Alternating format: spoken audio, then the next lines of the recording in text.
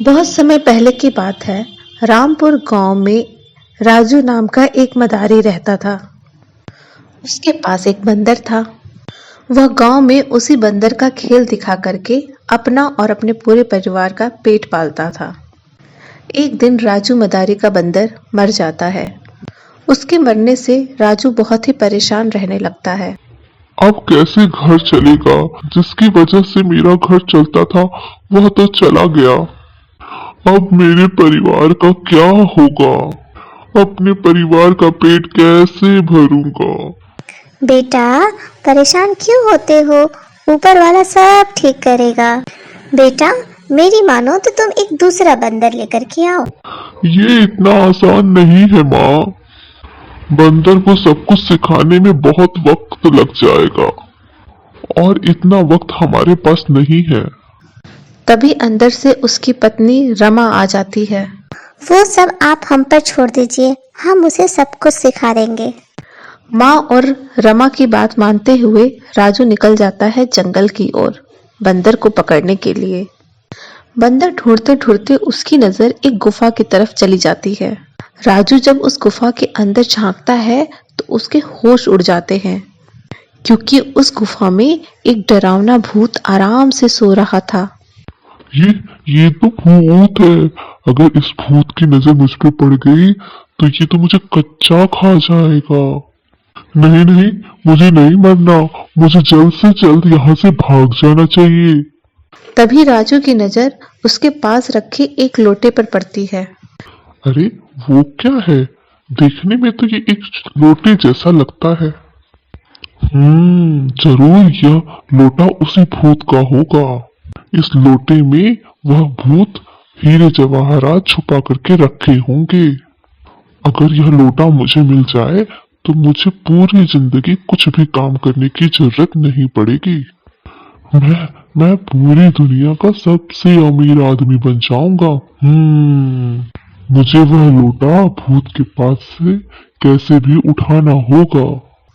राजू मन ही मन खुश हो रहा था उस लोटे को देख करके। आवाज किए उस लोटे को उठा लेता है, पर अचानक भूत की नजर उस पर पड़ जाती है और वह राजू को देख करके बहुत गुस्से में आ जाता है।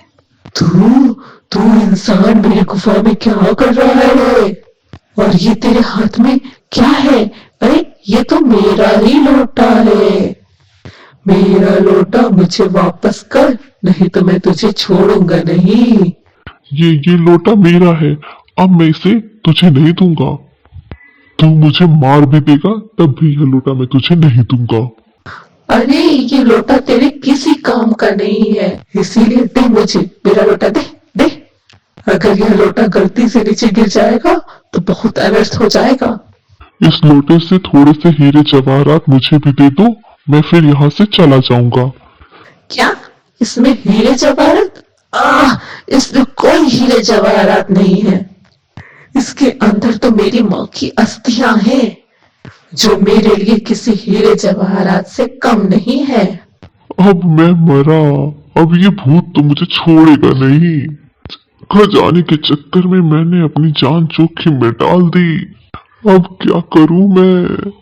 तभी राजू को एक उपाय सूझता है जिससे उसको बहुत फायदा होने वाला होता है।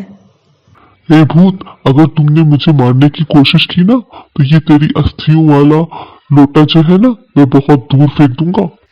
नहीं, ए इंसान, ऐसा मत करना। अगर तुम मुझे यह वापस कर दोगे तो मैं तुम्हें जाने दूंगा। ये लोटा तो मैं तुम्हें एक ही शर्त पर दूंगा। मुझे तुम्हारी हर शर्त मंजूर है।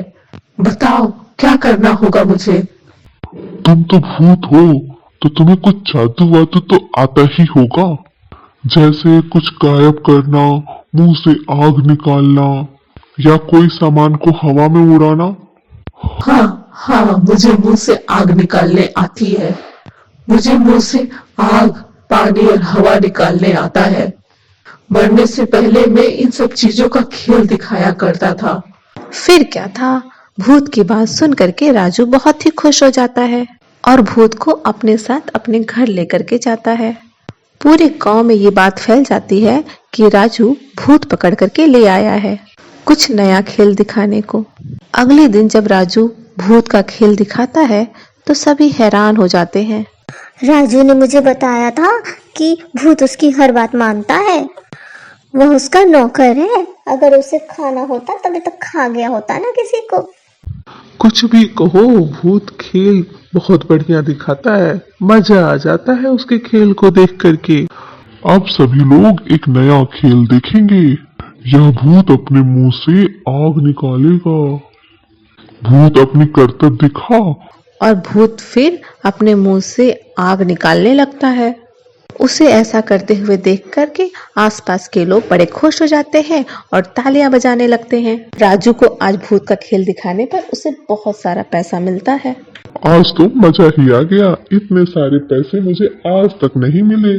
शर्त के मुताबिक मैंने तुम्हारा काम कर दिया है। जैसा तुमने कहा था मैंने ठीक वैसा ही किया है। अब तो मुझे मेरा लोटा दे दो, मुझे जाने दो अब। अरे अभी तो खेल शुरू हुआ है और मैं तुम्हें अभी कैसे जाने दूं? तुम्हें अपने साथ रखने के लिए मैंने गांव के लोगों को कैसे कैसे मनाया है, पता है तुम्हें? अभी मैं तुम्हें तुम्हारा लोटा वापस नहीं कर सकता। तुम्हें कल भी दिखाना है अपना खेल गांव में। अच्छा तो ये बात है। ये अपनी बातों से कितनी जल्दी निकल गया। ये तो बड़ा ही लालची आदमी है। कोई बात नहीं, बस एक बार मेरा लोटा मेरे हाथ में आ जाए फिर मैं इस इंसान को मजा चखाऊंगा। फिर अगले दिन राजू भूत को लेकर के खेल दिखाने के लिए निकल जाता है। राजू के साथ भूत देख करके सभी हैरान थे और डरे हुए भी थे। भूत का कोई खेल भी दिखाता है क्या भला? तुम कहीं पागल तो नहीं हो गए? खुद भी मरोगे और हमें भी मरवाओगे। अरे तुम चुप रहो और देखती जाओ कि यह भूत क्या काम करता है, कितना अच्छा करतब दिखाता है। फिर तुम सबका मुंह अपने आप बंद हो जाएगा। ए भूत, चल शुरू हो जा और अपना खेल दिखा।